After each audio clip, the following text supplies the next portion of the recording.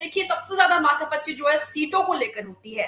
अब जो तस्वीरें निकलकर सामने आ रही है, जो सूत्रों के हवाले से खबर निकलकर सामने आ रही है, उसकी तरफ से ये लगाए जा रही है, कयास लगाए जा रहे हैं कि अब महागठबंधन में जो फॉर्मूला है सीट का वो अब सेट हो चुका है। और इसी बात पर बातचीत करने के लिए, इसी मुद्दे पर बातचीत करने के लिए एलीट मेहमानों का पैनल हमारे साथ जुड़ेगा। और सबसे पहले आपको मैं गेस्ट से तारुफ करवा दूं। सहयोगी राजधानी पटना से सौरभ कुमार हमारे साथ स्क्रीन पर दिखाई दे रहे हैं। और सारिका पासवान आरजेडी की प्रवक्ता हैं। सारिका जी, आपका बहुत बहुत स्वागत है। सबसे पहले मैं सौरभ जी आपका रुख करती हूँ, और जैसे जैसे गेस्ट हमारे स्क्रीन पर दिखाई देंगे वैसे वैसे मैं आपसे इंट्रोड्यूस करवाऊंगी। और भारती मेहता भी जेडीयू से प्रवक्ता है। भारती जी, आपका भी बहुत बहुत स्वागत है। सबसे पहले जी राजधानी धन्यवाद। पटना लेते हैं, क्योंकि राजधानी राजधानी जो वो किसी भी प्रदेश के का सियासत का एक एपिसेंटर होता है। तो सौरभ से ही जानने की कोशिश करते हैं। सौरभ जी, क्या है मतलब सीट के लिए फॉर्मूला फिक्स हो गया है? क्या इनसाइड स्टोरी है, एक बार विस्तार से बताइए सर। जी बिल्कुल दीपिका, मैं आपको बताना चाहूंगा कि पिछले अगर जुलाई महीने की बात करें तो पिछले जुलाई महीने में मुख्यमंत्री नीतीश कुमार और राजा सुप्रीमो लालू प्रसाद की जो मुलाकात हुई है वो करीब 6 बार हुई है। तो निश्चित रूप से जब भी मुलाकात हुई होगी तो वो पर्सनल मुलाकात नहीं थी, वो राजनीतिक मुलाकात ही थी। तो सीटों को लेकर जरूर बातचीत हुई है, चर्चा हुई है और काफी विस्तार से दोनों नेताओं के बीच चर्चा हुई है। और सबसे बड़ी बात है कि पिछले 1 सालों से जब से नीतीश कुमार एनडीए से अलग हुए थे उसी समय से वो लगातार कोशिश कर रहे थे कि सभी विपक्षी पार्टी जो है वो एक मंच पर आ जाए, और आज उसका स्वरूप भी दिखाई दे रहा है। 23 जून को बिहार की राजधानी पटना में जो विपक्षी एकता की पहली बैठक हुई थी उसमें 15 विपक्षी दलों के नेता शामिल हुए थे, और उसके बाद फिर दूसरी बैठक हुई और अब तीसरी बैठक भी होने वाली है। तो निश्चित रूप से ये नीतीश कुमार के लिए एक बड़ी कामयाबी है, ना केवल नीतीश कुमार के लिए बल्कि राजा सुप्रीमो लालू प्रसाद यादव के लिए भी। दोनों की मेहनत है और आज उसी का असर है कि तीसरी बैठक होने वाली है और लगातार विपक्षी पार्टियों की जो संख्या है वो लगातार बढ़ती जा रही है। और इसीलिए जदयू के हर नेता कह रहे हैं कि विपक्षी एकता के अगर कोई सूत्रधार है तो उसका नाम नीतीश कुमार है। तो सूत्रधार नीतीश कुमार बन गए, लेकिन फॉर्मूला क्या होगा 2024 में? अगर महागठबंधन को जीत हासिल करनी है तो फॉर्मूला क्या होगा? 2 बैठक जो हुई है उसमें फॉर्मूले पर जरूर काफी विस्तार से चर्चा की गई है, और फॉर्मूला यही निकलकर सामने आया है कि एक उम्मीदवार के सामने एक उम्मीदवार, यानी एनडीए का जहां पर उम्मीदवार होगा वहां पर महागठबंधन का केवल एक उम्मीदवार होगा। ऐसे में शुरुआत जरूर दोनों नेता, चाहे लालू प्रसाद यादव हो या नीतीश कुमार हो, चाहते हैं कि बिहार से उसकी शुरुआत हो।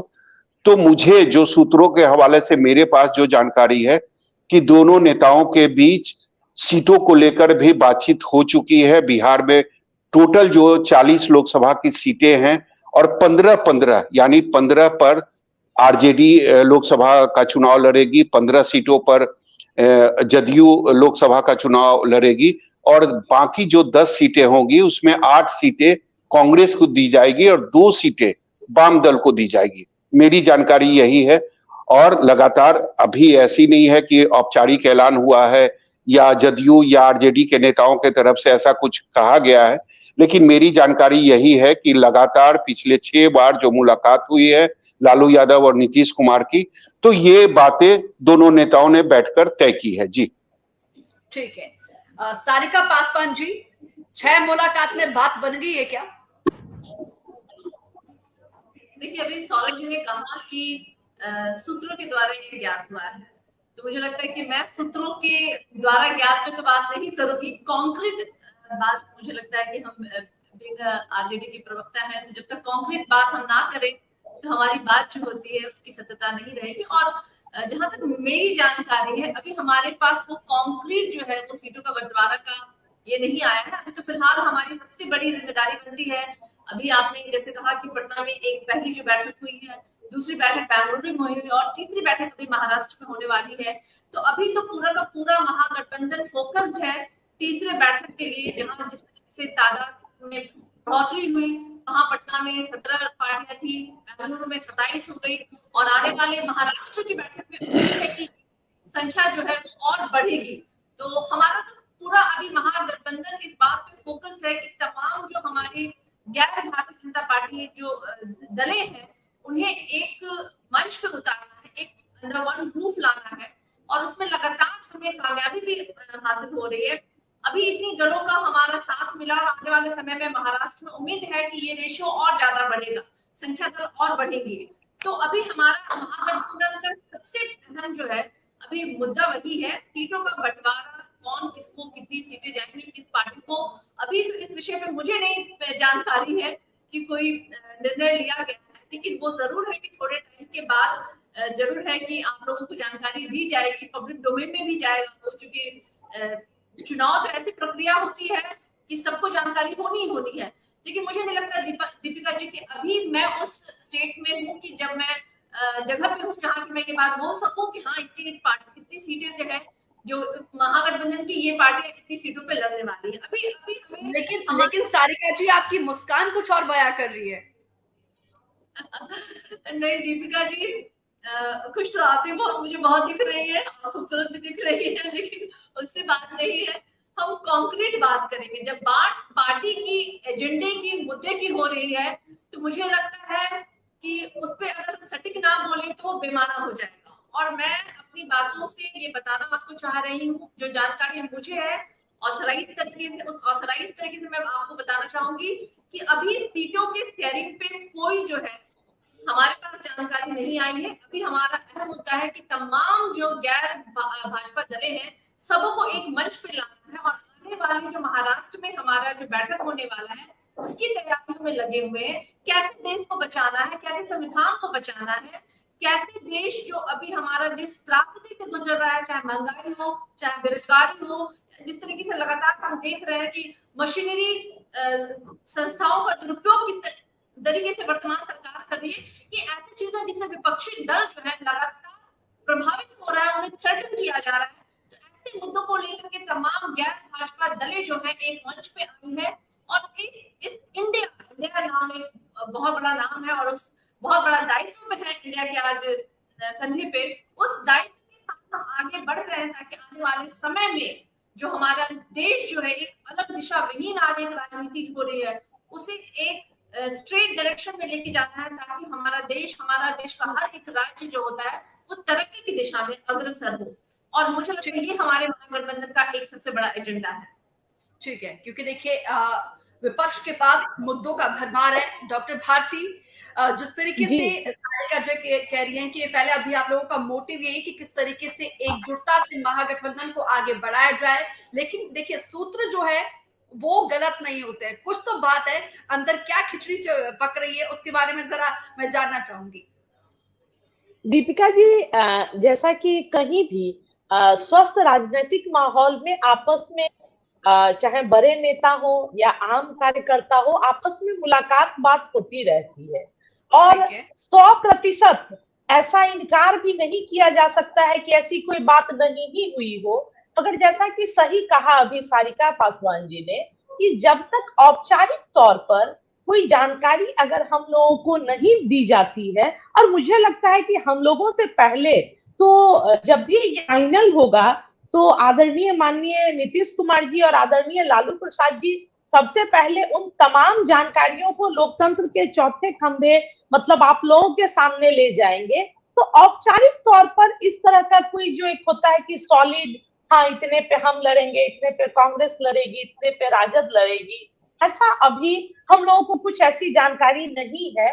और एक अधिकृत प्रवक्ता के तौर पर ये उचित नहीं होगा कि जब तक औपचारिक तौर पर कोई सूची हमें उपलब्ध न कराई गई हो तो हम उस पर कुछ बोले। ठीक है। डॉक्टर संजय कुमार जी, आपका बहुत बहुत स्वागत है। डॉक्टर संजय जी, देखिए महागठबंधन की गाड़ी इस वक्त बिल्कुल ट्रैक पर है, लेकिन सबसे ज्यादा माथापच्ची होती है सीट के बंटवारे को लेकर। अभी जो खबरें निकलकर सामने आई कि फॉर्मूला अब जो है फिक्स हो गया है, इस पर आपकी टिप्पणी।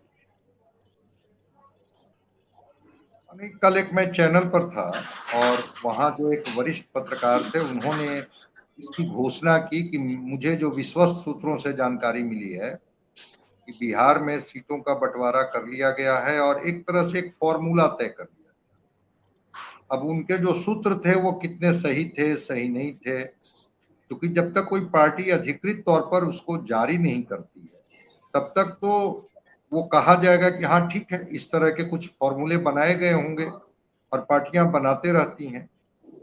15 आरजेडी, 15 ये जेडीयू, 8 कांग्रेस और 2 वाम दल, ये फॉर्मूला वो बता रहे थे।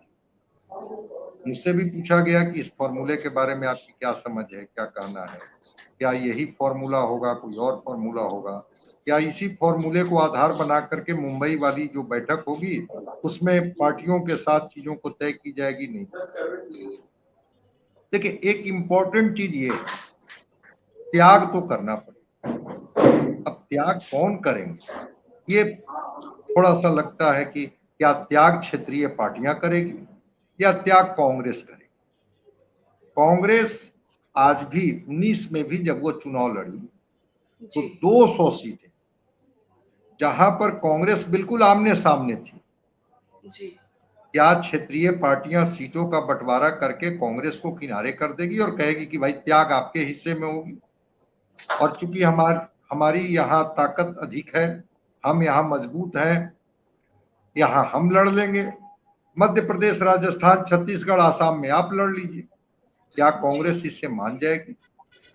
या कांग्रेस कहेगी कि हमारी दावेदारी तो है कि कम से कम जब तक हम 300 सीटों पर नहीं लड़ते हैं तब तक हम राष्ट्रीय फलक पर हम अपने अस्तित्व को कैसे बचा पाएंगे?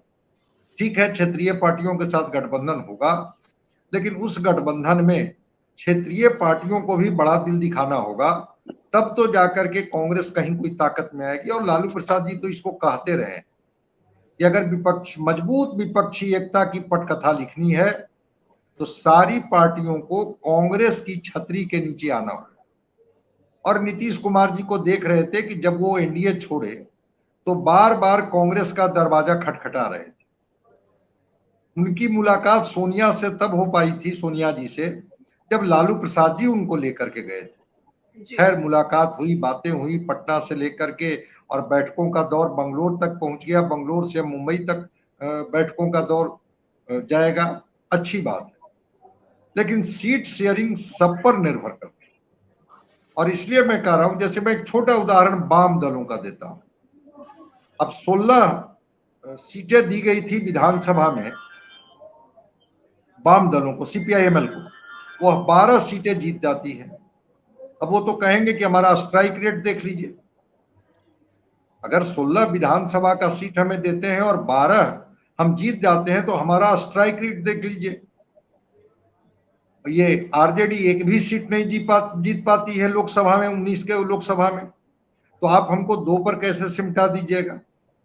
कांग्रेस का जो जीत था पिछली बार, चूंकि आरजेडी के साथ वो थी, तो 12, 14, 10, 9 इस तरह से कई दिनों तक चला था और लगा कि राहुल गांधी इस गठबंधन को तोड़ लेंगे, वो कहे कि ठीक है 40 सीट पर कांग्रेस चुनाव लड़ ले। तो सीट एक मामला तो है, और उस मामले में अगर कोई भी पार्टी, चाहे वो क्षेत्रीय पार्टी हो या राष्ट्रीय पार्टी हो, जब तक बड़ा दिल नहीं दिखाती या उस फॉर्मूले पर सबकी स्वीकारिता नहीं होती, ठीक है, लालू प्रसाद जी, नीतीश कुमार जी बैठ करके एक फॉर्मूला तय किए होंगे कि लालू प्रसाद जी जमीन तो आपकी है बिहार में, नीतीश कुमार जी कहते होंगे कि ईबीसी मेरे साथ खड़ा है, दोनों का जो अर्थमेटिक है, जातीय अर्थमेटिक को देख लीजिए, केमिस्ट्री हम लोग बना लेंगे।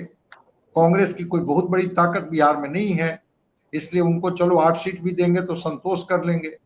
वाम दल को भी कहेंगे कि आप तो जीतते नहीं है, इसलिए 2 सीट पर आप लड़ लीजिए।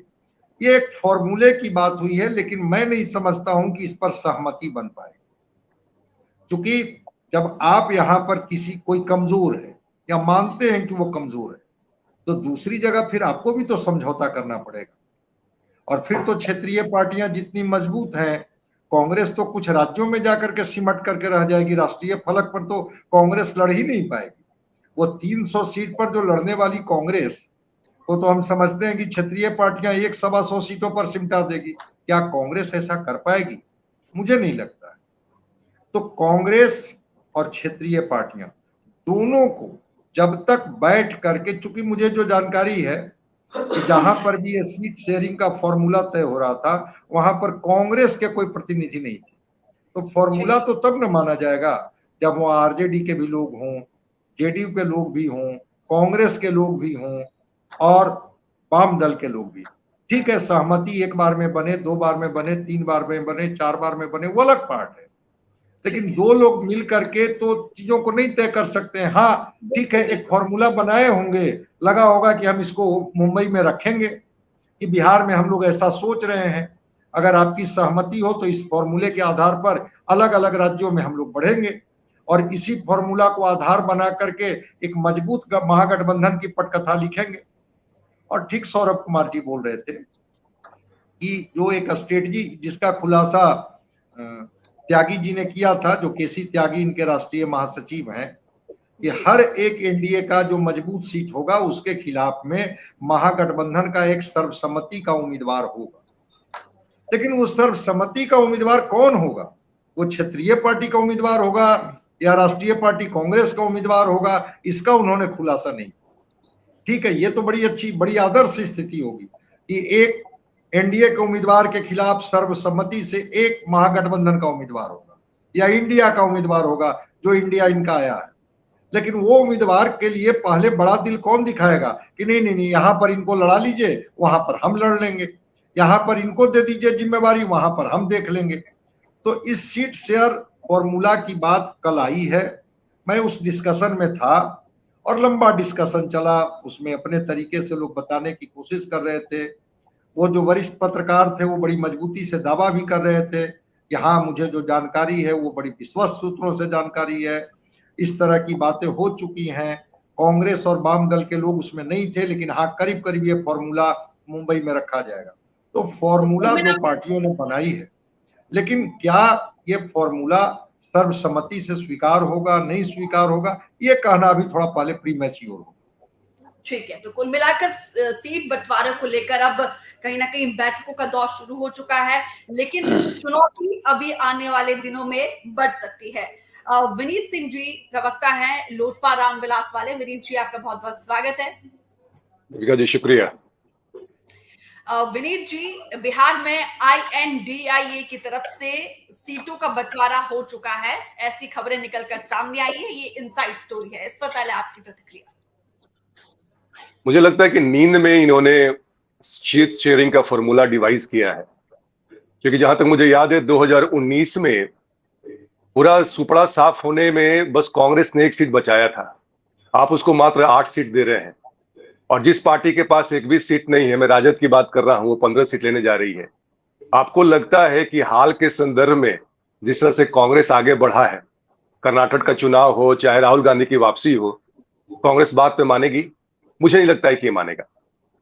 तो ये आपस में, और संजय सर जैसे कहा उन्होंने कि भाई वाम दल के लोग नहीं थे वहां पे कांग्रेस से कोई प्रतिनिधि नहीं थे, तो ये 2 पार्टियां मिल के बना लेंगी तो उससे कोई भी इस बात को नहीं मानेगा, रजामंदी नहीं होगी। खैर, ये कुछ भी कर ले, मुझे लगता है कि जिस हिसाब से I.N.D. ये बढ़ रहा है, बॉम्बे जाते जाते, मैंने पहले भी कहा था और सौरभ भाई ने उस बात पे मुझे कहा भी था कि नीतीश कुमार जी का जो कैबिनेट एक्सपेंशन है वो बॉम्बे जाने से पहले हो जाएगा। लेकिन मैंने उस समय भी कहा था कि नीतीश कुमार जी जब तक संयोजक नहीं बनेंगे तब तक ये कैबिनेट को एक्सपैंड नहीं करेंगे। देखिएगा ये बात वहां तक खींचेगी, और अगर इन्होंने बनाया है जो सीट शेयरिंग का जो फॉर्मूला आप बता रही हैं, अगर उस पर रजामंदी नहीं हुई तो फिर इस कुनबे में बिखराव बिल्कुल होना तय है। तो समय की बात है, हम लोग इंतजार करें, देखें। लेकिन मुझे लगता है कि कांग्रेस इस फॉर्मूले को बिल्कुल नहीं मानेगी, क्योंकि लोकल मुद्दे, विधानसभा का मुद्दा अलग होता है, लोकसभा का मुद्दा अलग होता है। तो उस पर कोई ये कह सकता है कि राजद को 15 सीट कैसे मिलेगा, भाई 1 भी सीट नहीं है उनका। तो ये सब चीजें जो पेच फंसेगा दीपिका जी, वो आगे चल के देखिए एक नासूर का काम करेगा, और फिर महागठबंधन में जो भी अलायंस है, इंडिया अलायंस में भगदड़ मचना बिल्कुल तय है। जी सारिका जी, देखिए बात तो हो चुकी है, अब बंटवारे को लेकर बैठकों का दौर भी शुरू हो चुका है, लेकिन देखिए अभी विनीत जी कह रहे हैं कि पेच फंसेगा। पेच फंसना ये स्वाभाविक है, ये होता है, हर एक पार्टी में होता है, लेकिन चुनौती बढ़ती जाएंगी। लेकिन उन चुनौती को किस तरीके से भेदेंगे, क्योंकि विनीत जी का कहना है कि वो एक नासूर बनकर उभरेगा और उसके बाद से महागठबंधन में बिखराव की स्थिति देखने को मिलेगी। दीपिका जी, माहौल भी बदला है, वक्त भी बदला है, हालात भी बदले हैं और जनता की सोच भी बदली है। और इस बार का जो इलेक्शन होगा वो जनता ने तय कर लिया है कि 2024 में केंद्र से बीजेपी को हटाना है। आप समझ सकती हैं कि किस तरह का माहौल पूरे देश में आज, जिस तरीके से तमाम दलों का जमावड़ा महापंचायत बिहार में हुई, बेंगलुरु में हुई और महाराष्ट्र में होने वाली है, और बीजेपी की नींद उड़ी हुई है। सपने तो वो देख भी नहीं पा रहे हैं क्योंकि उन्हें सोने का मौका भी नहीं मिल पा रहा है। एलजेपी वाले तो दिन दहाड़े उन्होंने अपने पार्टी को 2 टुकड़ों में खंडित करवा दिया। स्वर्गीय रामविलास पासवान जी की तस्वीर भी सड़क पे फिकवा दिया, बाबा साहब भीमराव अम्बेडकर की मूर्ति भी सड़क पे फिकवा दी, और मंत्रिमंडल का विस्तार तो केंद्र में भी चिराग जी ना जाने कितने दिनों से इंतजार कर रहे हैं, लेकिन आज तक हुआ नहीं है। पहले अपने नासूर की दवा ये तलाश कर ले, फिर दूसरे की नासूर की बात ये करें। हमारे पास कोई जख्म नहीं है, हमारे पास एजेंडा है, हमारे पास मुद्दा है, हमारे पास लोकतंत्र और संविधान बचाने का मुद्दा है, हमारे पास देश से गरीबी, हमारे देश से बेरोजगारी हटाने का मुद्दा है। ये ऐसे मुद्दे, ज्वलंत मुद्दे, सीधे सीधे जनता से जुड़े हुए मुद्दे हैं, जिसको लेकर भी जनता का हमारे प्रति जो जिस तरीके से आप देखिए पूरे देश में जिस तरीके से एक लहर उठी है इंडिया को लेकर के, ये वो लहर है जो 2024 में तय करेगी कि बीजेपी बिहार में पूरे देश की सत्ता से बाहर जाने वाली है। केंद्र में जो आज सिर्फ और सिर्फ एक सूत्री उनका कार्यक्रम है कि पुनः नरेंद्र मोदी जी को प्रधानमंत्री कैसे बनाया जाए। इन्हें चिंता नहीं है कि देश की बेरोजगारी भी हटा रहा है, इन्हें चिंता नहीं है कि देश में एक ऐसा माहौल दे रहा है कि हमारे देश की माँ बहन बेटियां हम सब सुरक्षित रहे। इन्हें बिल्कुल वो चिंता नहीं है। इन्हें चिंता चंद लोगों की है जो इनके फंडर हैं, जो कहते हैं पर्टिकुलर सिर्फ अडानी अंबानी के बारे में सोचने वाले लोग हैं। इसके अलावा इन्हें देश की जनता से कोई मतलब नहीं है। चाहे वो लंबी लंबी कतारों में खड़ा करते हैं उनको 3 किलो रास्ते लेने के लिए, चाहे बहन बेटियों को नंगा घुमाया जाए सड़कों पे, कोई फर्क नहीं पड़ता है। देश गर्त में जा रहा है और ये अपनी अलग एक मौज मना रहे हैं। तो मुझे लगता है कि तमाम संवेदनशील व्यक्तियों को इस बारे में सोचना चाहिए। अगर विनीत जी वाकई में देश का भला चाहते हैं तो उनका दिल भी जरूर कहता होगा कि ये सरकार जो है सच में आज जिसने देश का जो हशर किया है, इनकी पार्टी का जो हशर किया है, इनके सुप्रीमो का जो हशर किया है, वो भी तो ये देश देख ही रही है। देखिए Deepika ji, to the very Frank, हमारे जो आपने विपक्षी, हमारी तमाम जो महागठबंधन की दलें हैं, इनकी चिंता ये नहीं है कि कौन प्रधानमंत्री बनेगा, कौन कहां से लड़ेगा, सोच भी नहीं रहे हैं। ठीक है, कयास लगाए जाते हैं, लेकिन तमाम दलें जब एक साथ बैठेंगी ऑन वन टेबल, तब हम निर्णय लेंगे कि कौन कहां से लड़ेगा, किस पार्टी में कितनी सीटें जाएंगी। ये हवा हवाई बातें नहीं है, ये बहुत बड़ा मुद्दा है। हम देश के लिए लड़ने वाले लोग हैं, बाहर निकले, और जब ऐसे मुद्दों की बात होती है तो कोई एक इंडिविजुअल जो होता है वो फैसले नहीं लेता है। तो तमाम जो दलें जब एक टेबल पे बैठेंगी तो निर्णय लेंगे। लेकिन अभी हमारा मुद्दा वो नहीं, अभी हमारा मुद्दा जो है, अभी महाराष्ट्र का जो है वो बैठक है, वहां पे हमारे सारे जो गठबंधन के लोग हैं, वहां जमावड़ा होने वाला है, वहां अलग रणनीति तैयार होगी। जहां हम जा रहे हैं वहां एक इतिहास बन रहा है। देखने लायक बात यह है कि जहां भी अभी ये महापंचायत हो रही है, उसके बाद बीजेपी वाले का एक अलग जो कहते हैं तकलीफ में वो लोग चले जा रहे हैं। तो आने वाले महाराष्ट्र बैठक के बाद मुझे लगता है कि भारतीय जनता पार्टी की तकलीफ थोड़ी और बढ़ने वाली है। जिस तरीके से और दलों का इसमें आप देखेंगे जुड़ाव होगा और दलें की बढ़ोतरी होगी, तो भारतीय जनता पार्टी बैकफुट में हर एक दिन जा रही है, और जानी भी चाहिए, क्योंकि भारतीय जनता पार्टी जब से 9 सालों से केंद्र में सत्ता में है, उन्होंने लगभग सारे संसाधनों को बेच दिया, झूठे ख्वाब दिखाए, वादे किए, किसी ना ख्वाब को पूरा किया ना वादे को पूरा किया। अच्छे दिन आज जनता से पूछ लीजिए आप, किनके पास अच्छे दिन है भाई? सिर्फ और सिर्फ बीजेपी वाले अच्छे दिन है, चंद लोग हम दो, हमारे दो की सरकार वाले। तो अब देश की जनता ने ये तय कर लिया है दीपिका जी कि 2024 में भाजपा मुक्त भारत होगा, और इस लड़ाई में तमाम जो महागठबंधन के लोगों के साथ जो दलें आज आ रही हैं, निश्चित रूप से आने वाला महाराष्ट्र का जो बैठक होगा वो बीजेपी की नींद उड़ाने वाली बैठक होगी। ठीक है, डॉक्टर भारती, मैं लौटूंगी विनीत आपके पास। डॉक्टर भारती, देखिए, कॉन्फिडेंट आप लोग पूरी तरीके से हैं, 7वें आसमान पर है पूरी तरीके से कॉन्फिडेंस आप लोगों का, और एजेंडा है। दीपिका जी, पैर एकदम धरातल पे है हमारे। ठीक है, मेरा सवाल पहले कंप्लीट मैं करती हूँ। कॉन्फिडेंस, देखिए, अच्छी बात है, मैंने ओवर कॉन्फिडेंट नहीं कहा है, आप लोग कॉन्फिडेंस है, और कॉन्फिडेंट होना बहुत जरूरी बात है। ज्वलंत मुद्दे हैं और मुद्दों का भरमार है, लेकिन चुनौतियां क्या क्या देखती हैं आप? जी, लास्ट में क्या कहा आपने? चैलेंजेस क्या देखती हैं आप? जी, देखा जाए चैलेंजेज थे, इससे मैं इनकार नहीं कर सकती। इतने विपक्षी दलों को एक साथ बैठना, गैर भाजपाई दलों का, ये सत्य सचमुच में एक चुनौती थी। और प्रारंभिक दिन से कहते रहे भाजपा के लोग या भाजपा के जो समर्थक, कुछ पार्टियां हैं जो कहीं ना कहीं जमीन तलाशने में लगी हुई हैं कि इसका कुछ नहीं होगा, ये कहीं नहीं है। मगर आज आप देखिए कि आज ये जो इंडिया है, जो एक भारत में उभरा है नया जो राजनीतिक इस मंच पे, आज भारत के प्रधानमंत्री, कोई दिन ऐसा नहीं बीतता है कि भारत के प्रधानमंत्री इस पर कुछ नहीं बोलते हैं। ये बहुत बड़ी बात है। और माननीय नरेंद्र मोदी जी का, चाहे वो ठीक है विरोध करें, और विरोध भी हमेशा ताकतवर का होता है, विरोध जीवितों का होता है, मृतकों का नहीं होता है।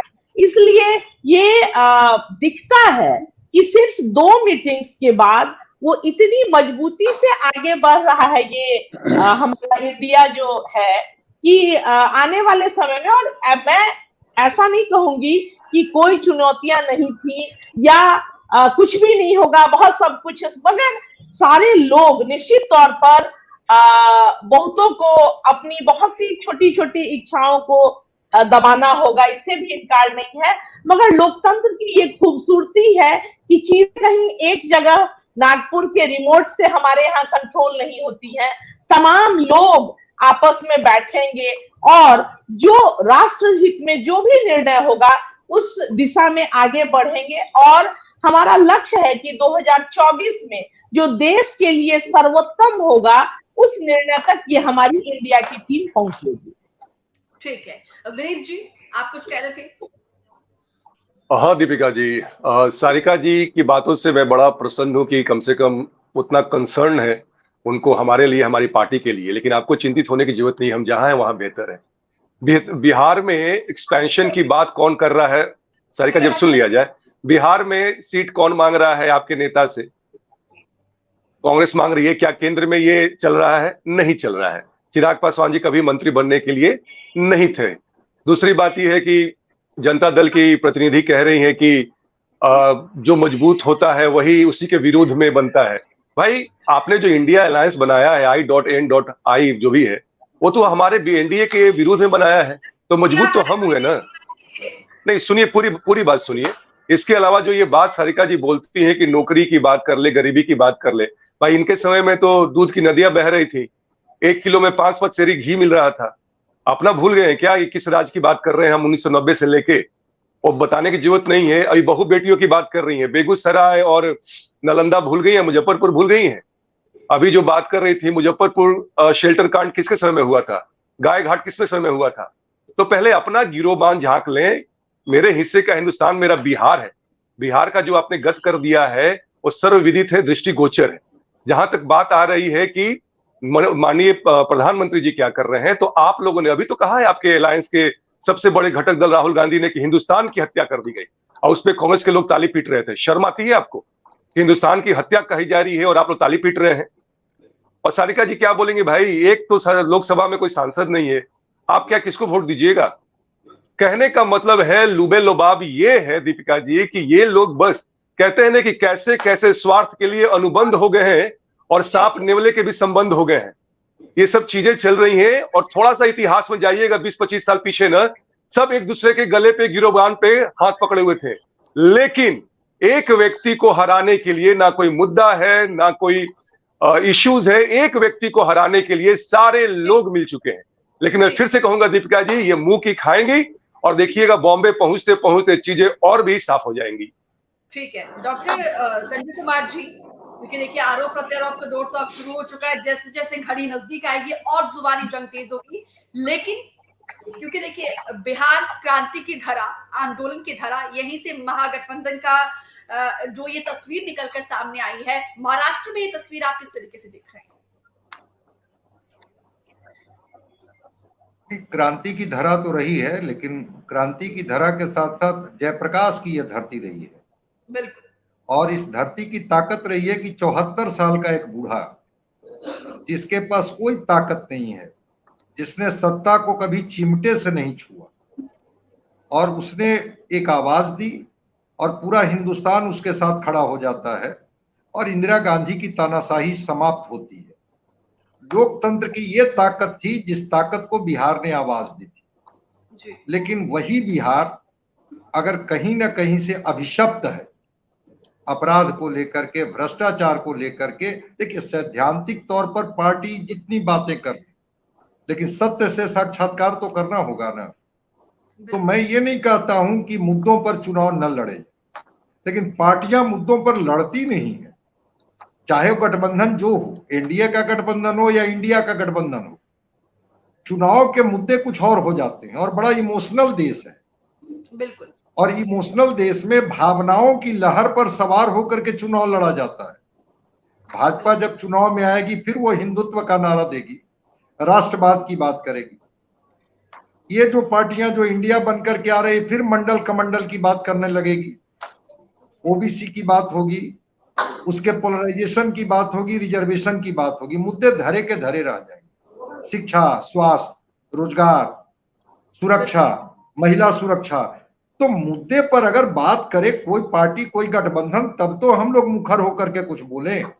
चीजें कहीं और डाइवर्ट कर दी जाती है, और जब डाइवर्ट हो जाती है तो जनता भी, अब कहा जाता है कि लोकतंत्र तो मैच्योर्ड हो गया है भारत का, लेकिन मैं नहीं समझता अगर मैच्योर्ड होता तो जनता मुद्दे पर ठहरती ना, मुद्दे से भटक जाती है। और मुद्दे से भटक जाने से उसके हिस्से में क्या आ जाता है? हिस्से में तो कुछ नहीं आ जाता है, 5 साल के इंतजार के अलावा और कुछ नहीं रह जाता है। तो मैं कहता हूं कि मुद्दों पर बात हो ना। क्योंकि समय का अभाव है, एक लास्ट मैं टेक सौरभ जी मैं आपसे लेना चाहूंगी, क्योंकि देखिए जिस तरीके से डॉक्टर संजय जी ने कहा है कि देश आजादी का 75वां अमृत महोत्सव मना रहा है, लेकिन अभी भी हमारा बिहार जो है मूलभूत सुविधाओं से वंचित है। क्या इस बार मुद्दों पर चुनाव लड़ा जाएगा? छोटा सा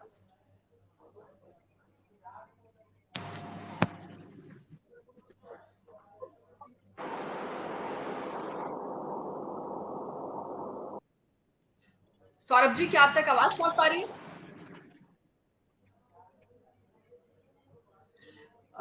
लगता है कि कनेक्शन वीक है। फिलहाल आप सभी का, डॉक्टर भारती, विनीत जी और तमाम मेहमानों का, डॉक्टर संजय जी, आप सभी का हमारे साथ जुड़ने के लिए बहुत बहुत शुक्रिया। क्योंकि जिस तरीके से मैंने कहा कि बिहार जो है क्रांति की धरा है, आंदोलन की धरा है, जेपी की ये धरा है, क्योंकि यहां से ही ये महागठबंधन बना है। अब देखना होगा कि क्या तस्वीर निकलकर सामने आती है, क्या इस बार मुद्दों पर चुनाव लड़ा जाएगा, ये तो खैर आने वाला वक्त ही बताएगा। क्योंकि 24 के लिए अब टाइम कम बचा हुआ है, लेकिन अभी से ही हर एक पार्टी की तरफ से पूरी जोर आजमाइश की जा रही है। तो फिलहाल इस डिबेट में इतना ही। आप देखते रहिए न्यूज़ 24 बिहार।